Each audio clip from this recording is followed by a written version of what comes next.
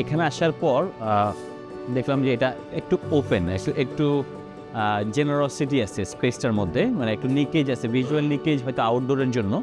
তো ফলে ওই কম্প্যাক্টনেসটা ফিল করতেছি না এই মুহূর্তে, বাট আমার ধারণা রাতের বেলা আমরা এটা বেশ কম্প্যাক্ট ফিল করবো, মানে বিকজ রাতের নেবারহুডটা ডার্ক হলে তখন more concentrated to the space, এরকম একটা সিচুয়েশন তৈরি হবে। But it was overall it's a nice experience. Thank you.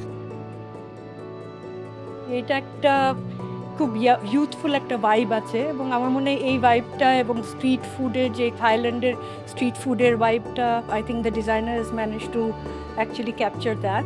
এখানে বসে দেখছি দিস এরিয়া ইজ বেসিকলি আমার মনে হয় is the hero of the whole design.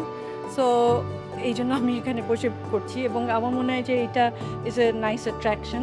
I think যে ন্যাচারাল লাইট যদি বলি বা ন্যাচারাল ভেন্টিলেশন লাইট, এই জিনিসগুলোর দিকেও খেয়াল করা হয়েছে besides the actual vibe of it. হাউসান বেসিক্যালি ফাস্ট ক্যাজুয়াল ডাইনিং হওয়ায় আমরা যেটা চিন্তা করেছি ইন্টেরিয়রের ক্ষেত্রে যে এটা খুব ওয়েলকামিং হতে হবে, ফান হতে হবে, অ্যান্ড যেহেতু একটা আরবান লাইফকে আমরা রিপ্রেজেন্ট করছি থাইল্যান্ডের, সো সেই জিনিসটা থাকতে হবে। মেটাল মেশটাকে আমরা এখানে সেমি স্ক্রিনিং হিসেবে ইউজ করেছি। আমাদের ফার্নিচার্সগুলো মোস্টলি মেটাল দিয়েই বানানো, ওইগুলোকে হিট কোটেড কালার করে আমাদের থিমের অনুযায়ী আমরা ফার্নিচারগুলোকে খুব কালারফুল করার চেষ্টা করেছি। এটা ঠিক 7 ফিট উপরে একটা গ্রাউন্ড ফ্লোর লেভেলে।